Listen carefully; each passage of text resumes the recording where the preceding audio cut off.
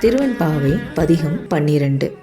ஆர்த்த பிறவித்துயர் கெடனா மார்த்தாடும் தீர்த்தன் தில்லை சிற்றம்பலத்தே தீயாடும் கூத்தனிவ் வானும் குவலயமும் எல்லோமும் காத்தும் படைத்தும் கரந்தும் விளையாடி வார்த்தையும் பேசி வலை சிலம்ப வார்கலைகள் ஆர்ப்ப அரவம் செய்ய அணிக்குழல் மேல் வண்டார்ப்ப பூத்திகழும் பொய்கை குடைந்துடையான் பொற்பாதம் எத்தி இருஞ்சுனையும் நீராடலேலோர் எம்பாவாய்.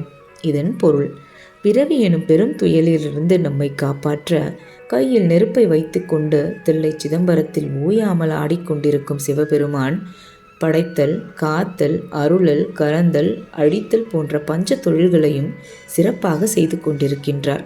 அவ்வாறான இறைவனை நாம் அணிந்திருக்கும் வளையல்கள், ஆரங்கள், மற்ற ஆபரணங்கள் அனைந்தும் அசைந்து ஓசை எழுப்பும் வகையில் வாயார பாடி மனதார புகழ வேண்டும். பூக்கள் பூத்து குலுங்கும் குளத்தில் குதித்து நீராடி அந்த சிவபெருமானின் பொற்பாதங்களை பணிந்து தொழுவதற்காக எல்லோரும் வாருங்கள், அவன் திருநாமத்தை சொல்லுங்கள் என்று மாணிக்க வாசகர் 12ஆம் பாசுரத்தில் கூறுகின்றார். இப்பாடலின் மூலம் நாம் புரிந்து கொள்வது, அடுத்தடுத்து எழுகின்ற முடியா பிறவி எனும் பெரும் நோயை போக்க அந்த சிவபெருமானின் கருண அக்னியில் நாம் நினைந்தெழுந்து அவரின் பாதங்களை பணிந்திருந்தால் மட்டுமே முடியும் என்பது விளங்குகின்றது.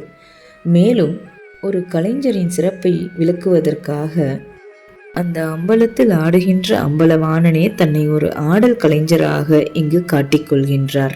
எந்நாட்டுடைய சிவனை போற்றி, எந்நாட்டவர்க்கும் இறைவா போற்றி போற்றி.